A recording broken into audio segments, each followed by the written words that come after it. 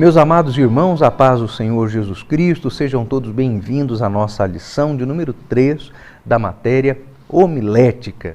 Sejam bem-vindos.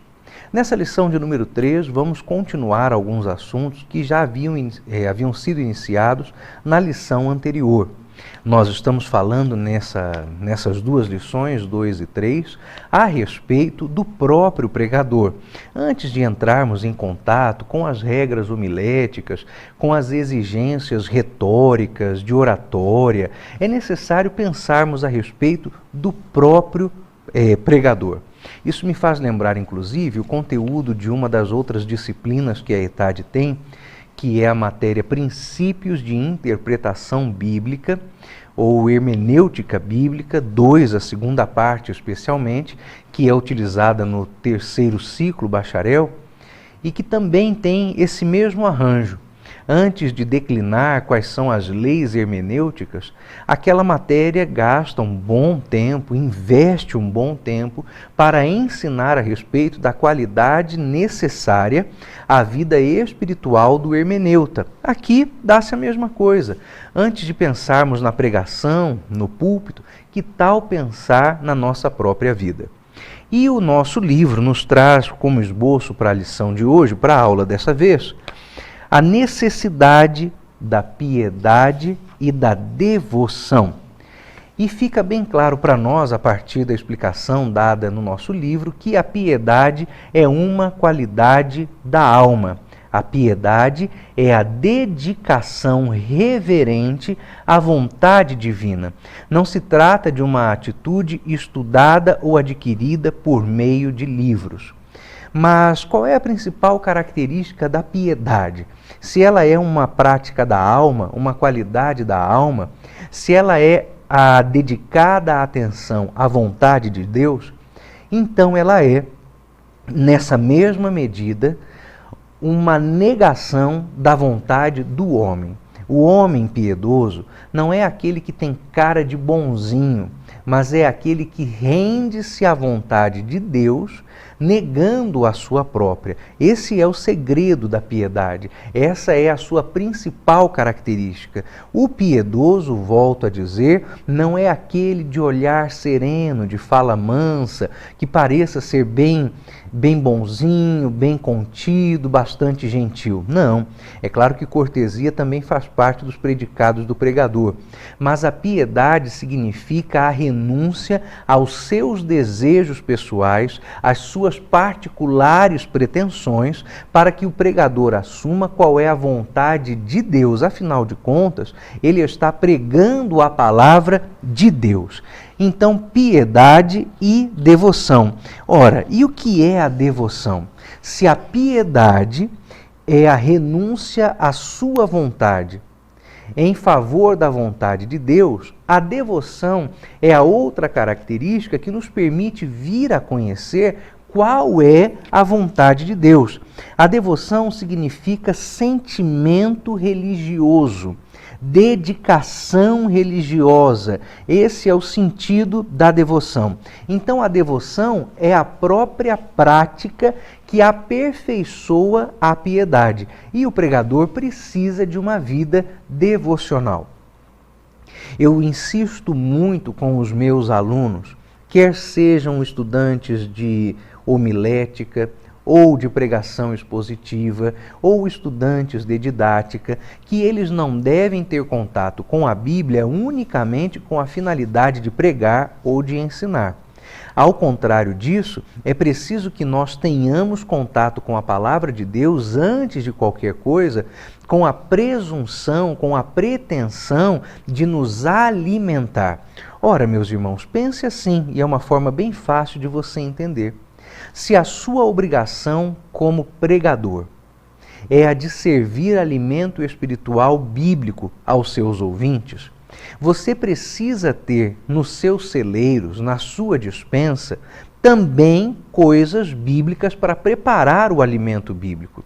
Se eu não tiver os gêneros bíblicos, como eu prepararei mensagens bíblicas? Mas onde eu vou buscar estes mesmos gêneros bíblicos? Eu os buscarei na própria Bíblia, obviamente, mas não simplesmente quando for pregar, e especialmente quando eu for devotar a minha vida ao Senhor.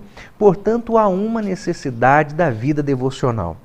E às vezes a gente pensa que a vida devocional do pregador é alguma coisa fora do esquadro dos réis mortais.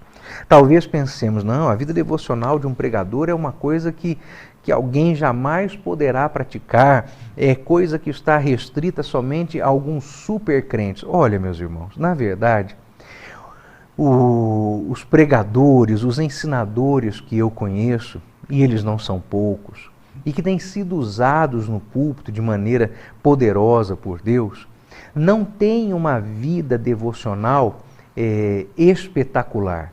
Eles têm uma vida devocional regular. Mais do que os eventos de excepcionalidade, eles têm os eventos cotidianos. Trata-se de pessoas que todos os dias estão na presença de Deus, dispostos todos os dias a um período regular de oração. Aí você vai perguntar, 3 horas, 4 horas, 5 horas? E eu vou responder, não. Um bom período de oração, sem dúvida, mas não necessariamente um período de tantas horas. São pessoas que leem a Bíblia todos os dias. Eles têm a palavra de Deus diante dos seus olhos todos os dias. Veja o que foi que Deus disse a Josué, o sucessor de Moisés.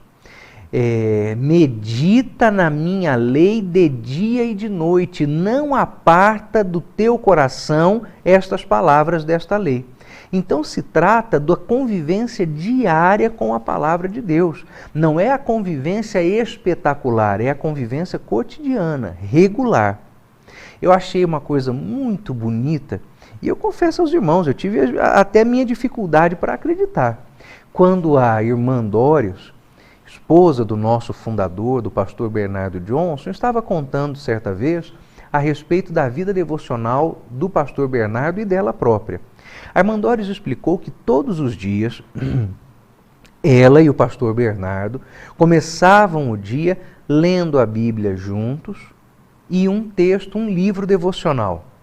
Um dia, um lia a Bíblia e o texto e o outro orava. E no dia seguinte, quem orou no dia anterior lia a Bíblia e o texto. E quem no dia anterior tinha lido a Bíblia faria oração. Assim, simples. Mas aí você vai perguntar, e é legítimo, porque eu também perguntei, mas era só isso?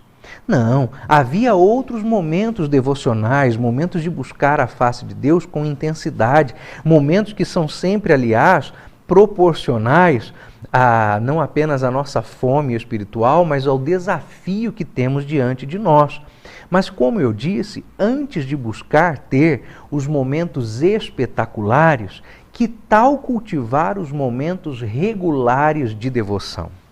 Outra característica importante é que o pregador seja sincero e seja humilde.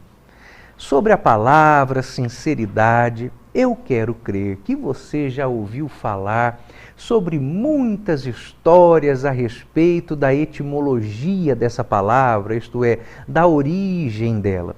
E todas as muitas histórias que envolvem a raiz da palavra sinceridade são basicamente de mesmo tipo, de mesma espécie.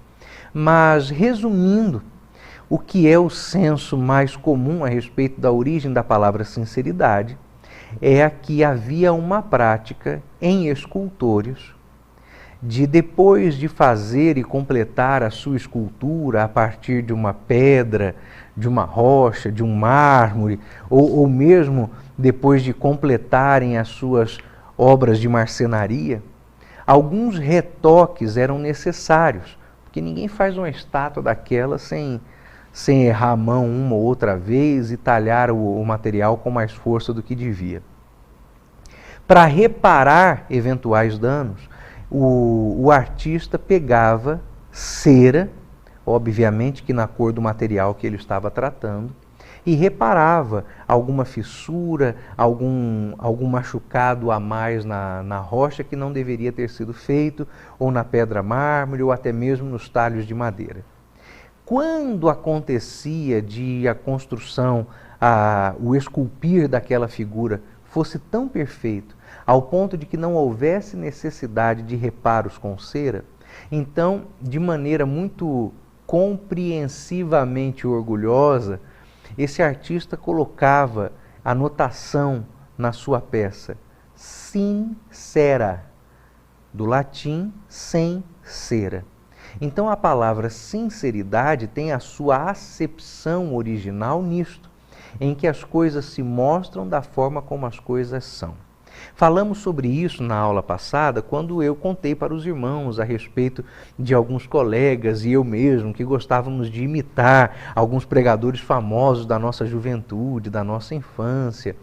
E alguns não apenas imitavam por imitar, porque achavam isso interessante e entre nós os jovens era uma coisa curiosa e engraçada de ver, mas também porque eles não sabiam pregar de outro jeito, esses meus amigos, senão imitando a esses pregadores. E aí está uma das coisas que a sinceridade não assume, não tolera, é que no púlpito nós venhamos a agir de maneira que não seja a nossa própria. Nós precisamos de uma característica nossa, irmãos. Não há problema em ser pomposo ou simples, rebuscado ou simples, burilado ou simples. O problema está em ser qualquer uma destas coisas, mas sem ser original, sem ser autêntico. As pessoas não estão procurando obrigatoriamente por pregadores pomposos ou por pregadores simplórios. Elas estão preocupadas com pregadores autênticos, aqueles que são o que de fato são. Então nós devemos tomar bastante cuidado em que as nossas palavras de fato reflitam aquilo que nós vivemos. E que não apenas isso, mas que também na própria exposição haja em nós a autenticidade. Aquilo que de fato somos, a verdade da nossa vida, a verdade da nossa prática cotidiana, é que de fato empresta grande valor ou rouba a autoridade da nossa pregação. Ninguém desconfiará da Bíblia, mas desconfiará do pregador, ao saber que ele prega algo que não vive e a sua vida não está intimamente ligada à sua mensagem. A outra palavra que nos serve aqui de alerta é humildade. Tem uma história que talvez você já tenha escutado, e eu ouvi pela primeira vez quando eu era criança. Eu devia ter uns, 9 ou 10 anos, quando eu ouvi essa história pela primeira vez. Eu vou lhe contar, talvez você já conheça. Conta-se que certa igreja, em alguma ocasião, recebeu um pregador. E o pregador, quando subiu ao púlpito para pregar, subiu com o peito estufado, nariz para cima, confiante. Mas no meio da mensagem, esse homem se atrapalhou, se confundiu, não conseguiu pregar, a coisa não saiu como ele estava esperando. E aí ele desceu do púlpito triste, chateado, cabeça baixa. Alguém chegou para ele e falou assim: pregador, se você tivesse subido como desceu, teria descido como subiu. Eu já ouvi essa história muitas vezes. Todas as vezes que alguém conta essa história, especialmente se está contando no púlpito, aí o povo dá glória, o povo fica ensandecido. Quando eu era criança, e falava como criança, e pensava como criança, eu também achava essa história o máximo. Hoje, olhando as coisas assim com um pouquinho mais de critério, eu vejo que estava errado o pregador, de fato, ao subir como subiu, mas também estava errado o irmãozinho ao dizer que ele deveria ter subido como desceu para descer como subiu. Irmãos, as minhas experiências no púlpito me dizem duas coisas. Primeiro, eu não tenho o direito de andar de peito estufado e nariz empinado quando vou pregar, nem antes e nem depois. Nem antes de pregar e nem depois de pregar. Seja boa ou não a repercussão da mensagem, eu não tenho esse direito. Por outro lado, a experiência também me diz que não é esse aspecto de pseudo-piedade que vai dar de fato a mim humildade. Não. Se eu vou pregar, subindo do púlpito ou descendo dele, expondo a palavra ou encerrando a pregação, eu preciso ser o que de fato eu sou. E se eu sou humilde aos pés do Senhor, eu não preciso aparentar a humildade, envergando os ombros, dobrando a coluna e olhando para o chão. A humildade está em mim, ela se mostra em mim, ou não. Ou eu a tenho ou não tenho. E se a tenho, ainda que eu ande com o queixo erguido, não quer dizer que eu ando com o espírito prepotente. Por outro lado, mesmo que eu ande com o olhar baixo, com a cabeça curvada, para aparentar humildade, mas o meu coração não for o de servo, então, na verdade, o que eu estou fazendo é ostentar a minha humildade. Sabe aquela história antiga também, de alguém que é tão humilde, tão humilde, tão humilde, que tem orgulho da humildade que tem? Cuidado, meus irmãos, cuidado. Nem humildes falsamente e nem presunçosos, nem uma coisa nem outra. Seja quem você é, e eu quero crer que você é um servo de Deus. Isso basta para nós. Também nos fala o nosso material, além da sinceridade e da humildade, nos fala a respeito da honestidade. E isso volta a outro aspecto da vida do pregador, a honestidade, aspecto particular, porque aquilo que é a nossa vida particular também será o retrato da nossa pregação. Os antigos tinham um ditado que repetiam bastante: costume de casa vai à praça. Irmãos, aquilo que somos, voltando inclusive um pouco atrás na questão da humildade, não adianta ser um falso humilde. Você tem que ser quem você é, e eu espero que você seja um servo de Deus. Então, os aspectos particulares da nossa vida refletem-se na nossa pregação, incluindo aí a honestidade, porque a vida particular do pregador exerce grande influência sobre o seu ministério de pregação. Indiscutivelmente, a honestidade é mais que uma obrigação. Trata-se de outra qualidade da alma. Seu cumprimento deve ser espontâneo, natural e contínuo. Então, quando estamos falando a respeito da honestidade, estamos falando não simplesmente de dizer as coisas da forma como são, de não ocultarmos a parte da mensagem que seja desagradável ao ouvido de alguém. Mas essa honestidade é, acima de tudo, a lealdade do pregador à mensagem. Eu preciso viver o que eu prego, e a minha pregação tem que ser aquilo que de fato eu vivo. Não pode haver descompasso entre as duas coisas. Existe um pensador norte-americano chamado Ralph Emerson, e uma de suas frases mais famosas é esta: as suas atitudes. As suas atitudes falam tão alto que eu não posso escutar o que você está me dizendo. Aí está, meus irmãos. Aquilo que realmente pesa são as nossas atitudes no púlpito, não apenas as nossas palavras, por mais belas que elas sejam.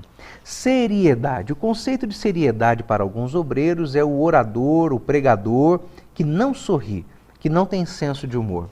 Entretanto, a seriedade é um reflexo da própria honestidade. Seriedade significa atitude reverente para com o exercício do ministério. De fato, o livro define muito bem. Para muitas pessoas, seriedade é sinônimo daquela solenidade carrancuda. Quando alguém está na igreja e pensa, não, aqui eu tenho que ser solene. Não tem emoções, não ri, não é agradável, solene. Olha, irmãos, é interessante, alguém já disse, não há nada mais solene do que um defunto no caixão. Também não há nada mais sem vida do que isso. Seriedade significa ser respeitável. Não significa não rir, não significa não brincar, não significa não ser simpático, não ser agradável. Ser sério significa ser respeitável. É saber e fazer as pessoas entenderem pela sua própria postura que, embora você seja simpático, embora você brinque, embora você se divirta, há brincadeiras que você não faz, há diversões que você não faz, Há coisas que você não fala, ainda que alguém possa achar engraçado, porque elas são desrespeitosas. Logo, a manutenção da solenidade por parte do pregador não está na cara fechada, mas está na seriedade das suas ações. Não está na cara carrancuda, mas está na seleção que ele faz do que é ou não digno dele. Quais são as brincadeiras que estão de fato à altura do ministério ou não? Um dos conselhos mais certos que eu ouvi na minha vida sobre a vida ministerial me foi dado pelo meu pastor. E o meu pastor me disse certa vez: Gunnar, neste mundo, obreiros não têm direito a brincadeiras. E na hora, é claro que eu pensei, então eu terei que passar o resto da minha vida sério. Mas eu observo o meu pastor e eu vejo que ele dá risada conosco. Eu vejo que ele brinca conosco. Eu vejo que ele é divertido, inclusive. Eu vejo que, vez ou outra, nas suas mensagens, nós até rimos de alguma coisa que ele conta, alguma experiência. Mas ele nunca perdeu o respeito de ninguém que estivesse ao redor dele. E aí eu entendi, não só pelo que ele disse, mas especialmente pelo modo como ele vive, o obreiro não tem direito a certas brincadeiras. A outras, sim. O obreiro não tem direito à chocarrice. O obreiro não tem direito ao espírito de chacota. Agora, o obreiro tem direito, sim, a um espírito leve, alegre, porque a própria palavra de Deus nos diz que se há alguma coisa boa, alguma coisa agradável, alguma coisa de boa fama, algo de louvor, nisto pensai. Diz também, regozijai-vos no Senhor, e outra vez eu vos digo, regozijai-vos. Então aí está a medida da seriedade do obreiro. E a sua medida é o Senhor. A palavra de Deus nos fala, em certo trecho, a minha boca se encheu de riso. Irmãos, então a risada é uma coisa que nós podemos dar. Nós podemos ser crentes de semblante leve, de espírito alegre. O que não podemos ser? Crentes desrespeitosos. Então, seriedade não é sinônimo de carranca, seriedade é antônimo de falta de respeito. Vamos mais adiante um pouquinho. O pregador precisa ter coragem e otimismo. A razão da coragem em um pregador tem como base a sua missão de ministro da palavra de Deus. Deus jamais comissiona covardes ou medrosos, mas homens valentes, cuja ousadia é divina. Os irmãos se lembram bem da história de quando Deus chamou Gideão e disse para que ele formasse um exército para ir contra os midianitas. Lembra dessa história? E aí Gideão reuniu todo o povo, e eram milhares e milhares de homens, e Deus disse: Gideão, muito é o povo que contigo está, para que eu entregue os midianitas nas tuas mãos. E Israel diga: a minha mão me livrou.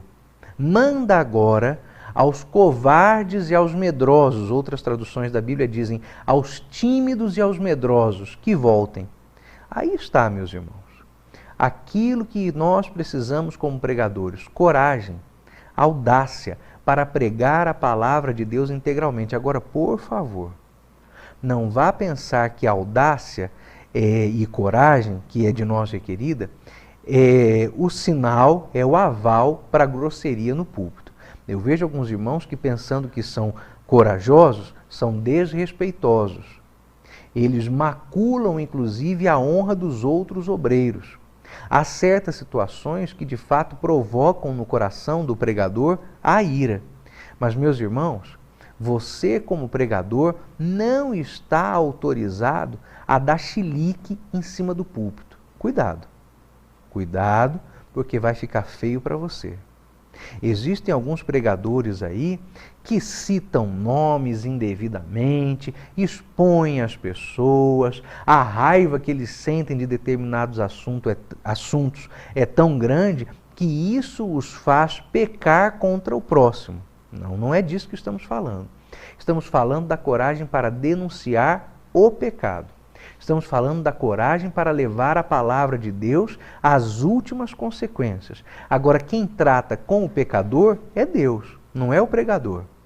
pregador prega, o Espírito convence. O pregador expõe, o Espírito trata. O pregador fala, o Espírito é que entra no coração de cada homem para falar do pecado, da justiça e do juízo. E se o homem não quiser aceitar, problema dele e de Deus.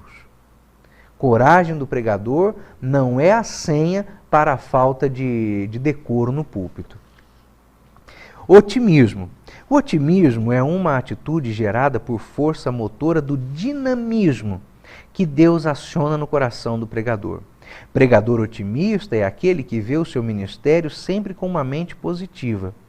Aí eu sei que de repente você olhou para isso e pensou assim, então quer dizer que eu só posso levar mensagens positivas, otimistas, nada de palavra de alerta, nada de palavra de juízo. Não é isso, irmão. O positivismo ou atitude positiva no pregador não quer dizer que ele está proibido de pregar aqueles textos mais pesados da Bíblia. Até porque o Salmo 23 nos explica que a vara e o cajado consolam também. O otimismo está na maneira como você encara os desafios da pregação. O que me faz lembrar de algo que eu já partilhei com os irmãos em aula anterior. Não é só o gostar de pregar que prova que você tem vocação. Você tem vocação se você encara os desafios daquele chamado de maneira otimista. No caso da pregação, se você encara o preparo de maneira otimista, se você encara o peso das horas solitárias estudando a palavra de Deus com otimismo, se o cansaço do púlpito não te consome, então aí é que está o sentido do otimismo na vida e no ministério do pregador. Finalmente, o texto de número 5 nos fala a respeito da prática da oração. Há uma citação aqui que merece a nossa leitura. Estuda a santidade universal da vida. Disso depende a tua vida, a tua utilidade plena, pois os teus sermões duram apenas 1 ou 2 horas, mas a tua vida prega durante toda a semana. Se Satanás puder transformar um ministro cobiçoso em amante do louvor, de prazeres e de iguarias, terá arruinado o seu ministério.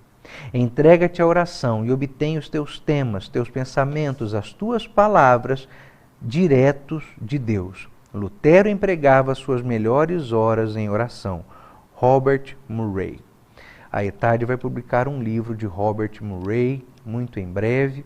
Nós temos, os irmãos devem saber, um selo editorial, uma iniciativa literária da ETAD, e um dos livros desse grande e piedoso autor será publicado pela ETAD muito em breve. Não perca, fique atento aí às publicações das edições Bernardo Johnson. Irmãos, deixa eu fazer uma pergunta.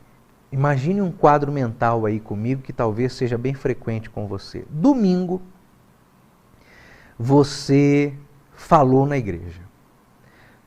Pode ter sido de manhã na escola dominical ou à noite no culto público. Você falou domingo, certo? E Deus te usou. Foi uma bênção. As pessoas se alegraram, teve até salvação de almas. Alguém chegou para você e disse assim: meu irmão ou minha irmã, essa semana eu vou me alimentar dessa palavra. Essa palavra eu vou lembrar a semana inteira. Amém. Você volta para casa feliz. Foi uma boa aula de escola dominical. Foi uma boa pregação de culto público à noite. Aí vem a pergunta.